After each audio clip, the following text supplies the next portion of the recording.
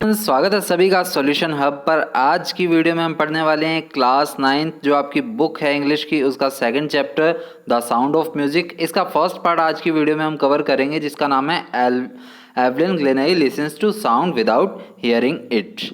तो इसमें एक लड़की बताई गई है एवलिन ग्लेनई जो कि सुन नहीं सकती है। इसमें बिफोर यू रीड में यही बताया गया है कि चाहे भगवान ने उसके सुनने की क्षमता छीन ली हो, लेकिन उसके बदले में उसे कुछ और एक्स्ट्रा ऑर्डिनरी दे दिया है जिससे कि उसको कुछ फ़ायदा मिल जाता है। जहाँ पर कि हम सुन सकते हैं, वो लड़की उन सभी चीज़ों को महसूस कर सकती है, बहुत ही ध्यान से, डीपली, यानी कि बहुत ही गहनता से उसे फील कर सकती है। चाहे कोई वाइब्रेशन है, चाहे किसी भी चीज़ की कुछ वाइब्रेशंस वगैरह या अदर थिंग्स हो गई। तो इसी वजह say that is why she expresses music so beautifully. और यही रीज़न रहा है कि ये जो एवलिन ग्लेनई है ये काफ़ी ज़्यादा म्यूज़िक को अच्छे से एक्सप्रेस कर पाती है, क्योंकि उसके वाइब्रेंट्स जो है वो अच्छे से काम कर रहे थे, बहुत बढ़िया तरीके से। तो अब स्टोरी स्टार्ट होती है यहाँ पर। Rush hour crowds jostle for position on the underground train platform. अब यहाँ पर एक वर्ड आया है जोसल। तो जोसल का क्या मीनिंग है? पुश रफली, यानी कि धक्का मुक्की करना।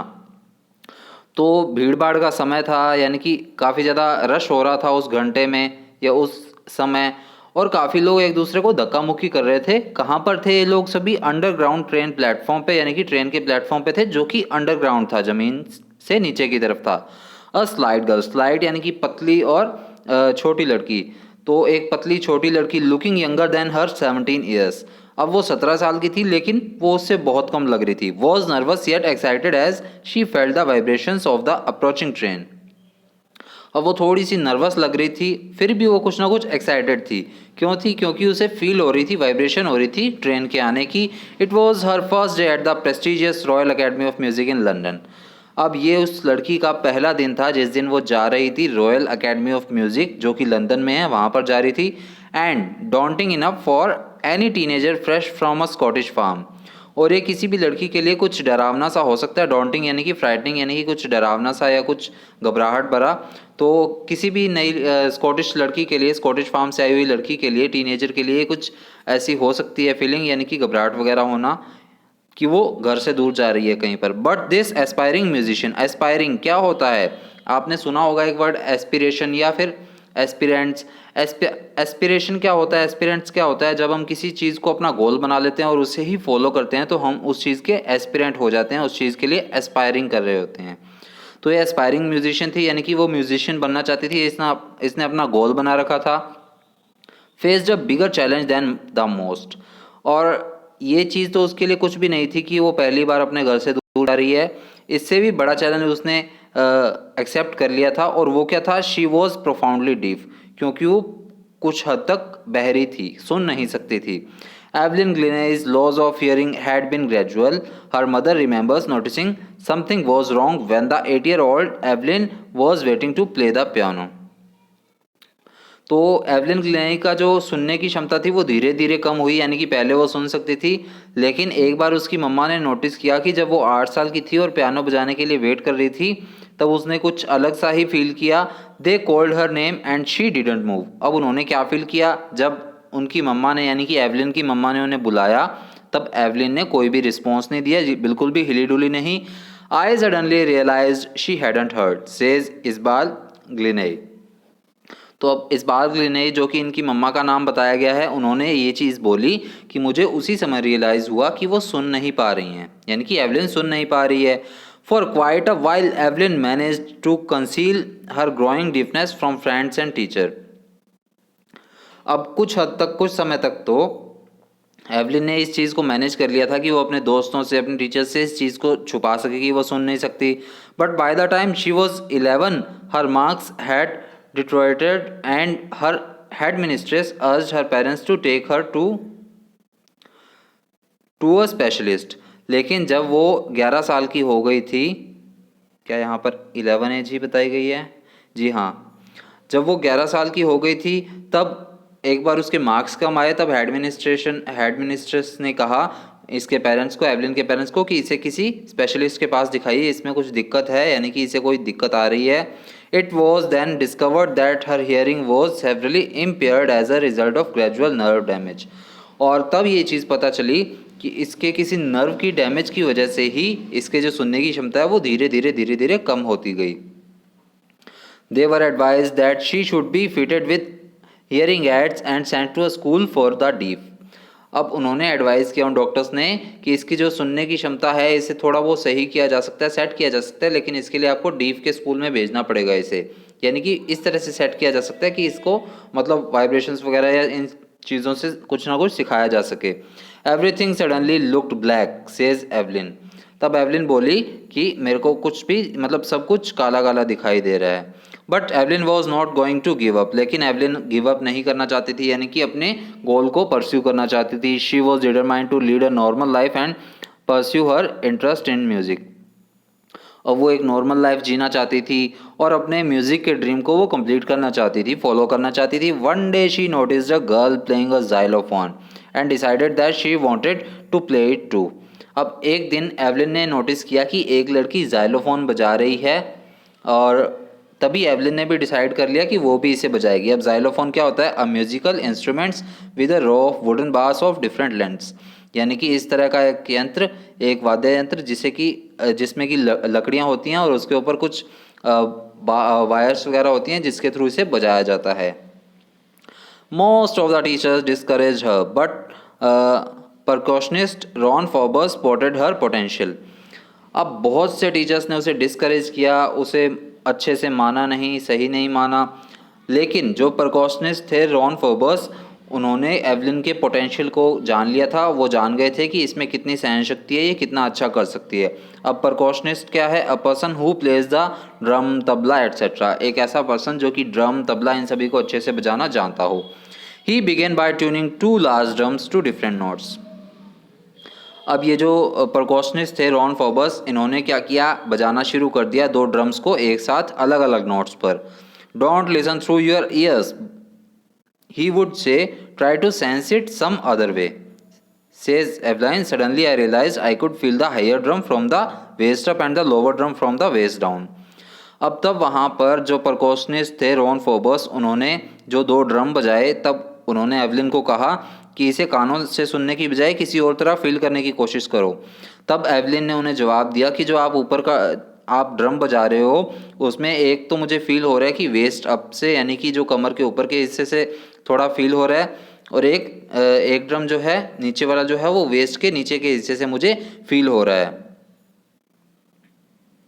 सो फॉर्ब्स रिपीटेड द एक्सरसाइज। अब रॉन फॉर्ब्स ने ये चीज़ दोबारा रिपीट की। And soon Evelyn discovered that she could sense certain notes in different parts of her body. तब एवलिन को भी ये पता चल गया था कि वो डिफरेंट नोट्स को अपने डिफरेंट बॉडी पार्ट से फील कर सकती है। I had learn to open my mind and body to sound and vibrations. तब एवलिन ने क्या शुरू कर दिया? ये लर्न करना शुरू कर दिया कि वो अपने बॉडी और माइंड से किस तरह से इन चीज़ों को फील कर सकती है, यानी कि अपने बॉडी पार्ट्स को इसके लिए फ्री कर दिया कि आप इन सभी चीज़ों को सुनिए, वाइब्रेट कीजिए, सेंस कीजिए। The rest was sheer determination and hard work. और बाकी जो चीज़ थी वो क्या थी? इनकी जो गहन डिटर्मिनेशन थी, इनका जो हार्ड वर्क था, इनकी जो लगन थी, वो सारा कुछ ही थी जिसकी वजह से इतनी बड़ी म्यूजिशियंस बन पाई।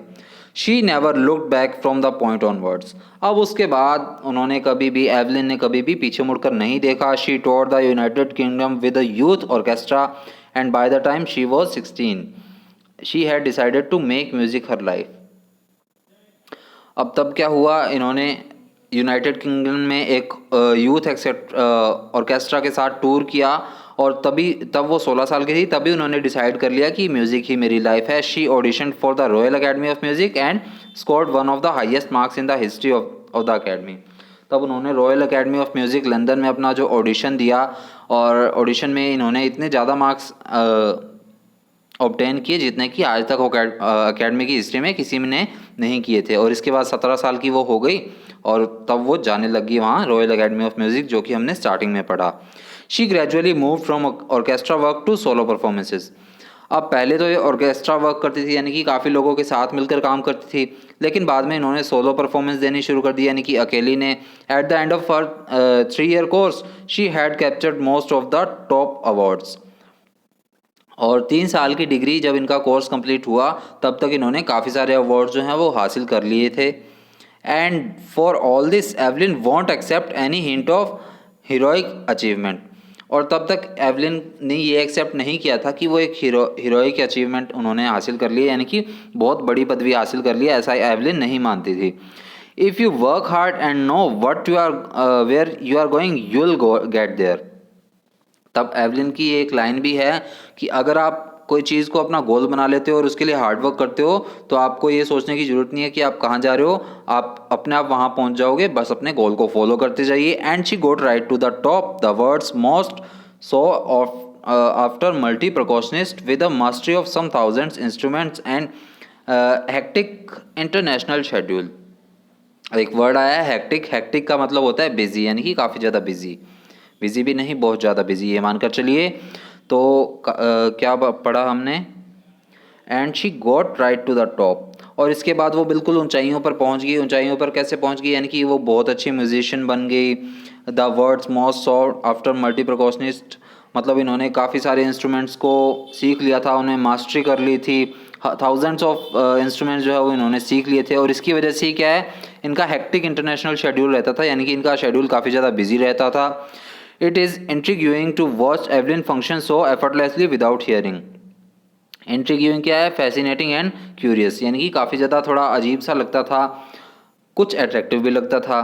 तो ये काफ़ी ज़्यादा अजीब लगता था कि एवलिन जो कि सुन तक नहीं सकती है, बिना सुने इतने अच्छे से वो एफर्टलेसली, यानी कि बहुत ही अच्छे से इन सभी चीज़ों को बुझा सकती है।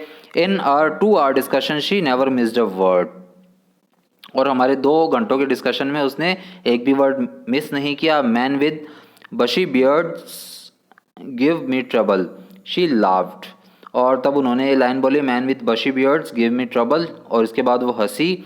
इट इज़, अब ये देखिए यहाँ पर इनकी एक पिक्चर भी दिखाई गई है जिसमें कि ये it is in intriguing to watch Evelyn function so effortlessly without hearing, यानी कि बिना सुने भी ये इतने अच्छे से बजा पा रही हैं इंस्ट्रूमेंट्स को। इस चीज़ को यहाँ पर दिखाया गया है।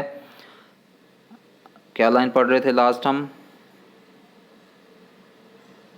सो it is not just watching the lips, it's the whole face specially the eyes. अब ये सिर्फ उनके लिप्स को ही देखने की बात नहीं थी, उनका पूरा फेस, उनकी आइज़ भी देखने वाली होती थी। She speaks flawlessly with a Scottish lilt, और वो बिना रुके ही स्कॉटिश लैंग्वेज जो है वो अच्छे से बोल सकती थी, यानी कि लिल्ट क्या होता है, ए वे ऑफ स्पीकिंग, बोलने का लहजा, जिसे आप एक्सेंट भी बोलते हैं, और फ्लॉलेसली बिना किसी मिस्टेक के रुके। My speech is clear because I could hear till I was 11। तब इन्होंने ये बात बोली कि मैं अच्छे से बोल पाती हूँ, सही बोल पाती हूँ, क्योंकि जब मैं 11 की थी तब तक मैं सुन सकती थी। She says but that doesn't explain how she manage to learn French and master basic Japanese. लेकिन इसका इस बात से कोई लेना देना नहीं था कि उन्होंने फ्रेंच कैसे सीखी या फिर जैपनीज़ पे बेसिक जैपनीज़ लैंग्वेज बेसिक कैसे सीखी। As for music she explains it pours in through every part of my body, और म्यूज़िक के लिए उन्होंने बहुत ही अच्छी बात बोली है ये कि वो म्यूज़िक को अपने बॉडी पार्ट से फील करती हैं। इट टिंगल्स इन माई स्किन, ये मेरी स्किन में कांटे की तरह एकदम से चुभते हैं, जैसे हम किसी को चूंटी काटते हैं, मेरी भांजी मेरे को बहुत काटती है, तो जैसे किसी को चूंटी काटते हैं तो वो टिंगल होता है।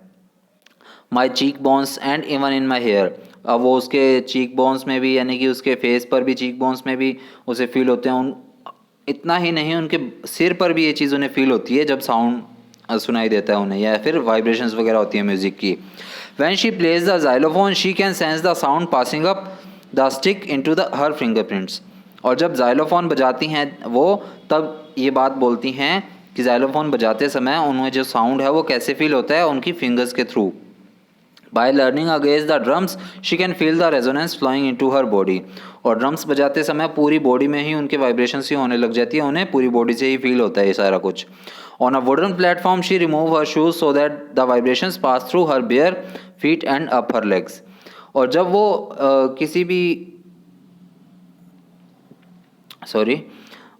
किसी भी वुडन प्लेटफॉर्म पर परफॉर्म करती हैं, यानी कि किसी भी लकड़ी के प्लेटफॉर्म पर परफॉर्म करती हैं, तब वो अपने शूज़ उतार देती हैं ताकि जो वाइब्रेशन है वो पूरी की पूरी उनके पैरों से होते हुए और ऊपर बॉडी पार्ट में पूरे फील हो। Not surprisingly Evelyn delights her audience. In 1999 she was presented with the Royal Philharmonic Society's prestigious soloist of the year award. अब 1991 में और ये सरप्राइज़ की भी बात नहीं थी, एवलिन ने अपने ऑडियंस को काफ़ी ज़्यादा डिलाइट किया, काफ़ी ज़्यादा खुश भी किया। 1991 में उन्हें रॉयल फिलहार्मोनिक सोसाइटी का प्रेस्टिजियस जो सोलोइस्टिक अवार्ड है, सोलोइस्टिक ऑफ द ईयर, यानी कि पूरे साल में सोलो परफॉर्मेंस देने के लिए उन्हें इस अवार्ड से सम्मानित किया गया। Says master percussionist James Blades, God may have taken her hearing but he has given her back something extraordinary. और ये लाइन हमने स्टार्टिंग में भी देखी थी चैप्टर के बिफोर यू रीड में। और ये बात किसने बोली थी? जेम्स ब्लेड्स ने, जो कि एक प्रकॉशनिस्ट थे। उन्होंने बोला था कि भगवान ने चाहे उसके सुनने की क्षमता जो है वो छीन ली है, लेकिन उसके बदले में कुछ बहुत ही अच्छी चीज़ उन्हें वापस भी दी है।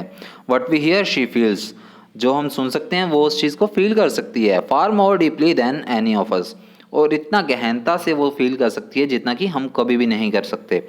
That is why she expresses music so beautifully, और यही रीज़न है कि वो म्यूज़िक को इतने अच्छे से बजा पाती हैं।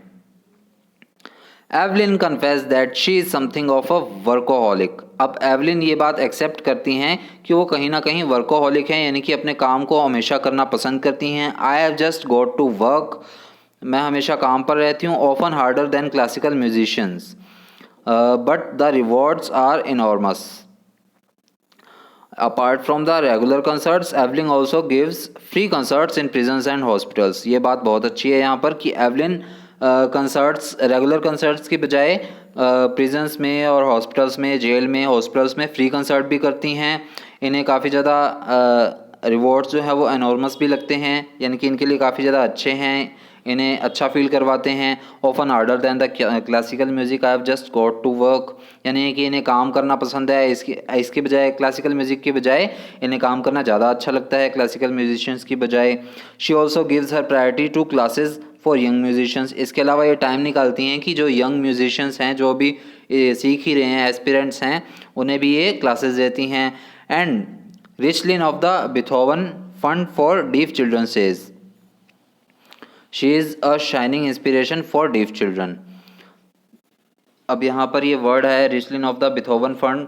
अब इसमें भी ये अपना मतलब सहयोग देती हैं ताकि जो डीफ स्टूडेंट्स है, डीफ चिल्ड्रन है, उन्हें इन सभी चीज़ों की एस्पिरेशन मिले, इंस्पिरेशन मिले और ये काफ़ी आगे तक बढ़ सकें। They say that there is nowhere that they can go. और उन्होंने ये बात भी बोली कि ऐसी कोई भी जगह नहीं है जहाँ पर वो जा नहीं सकती हैं। Evelyn Glennie has already accomplished more than most people twice her age। अब एवलिन ग्लेनेई ने अपनी दुगनी उम्र के भी लोगों को हराया है इस चीज़ में।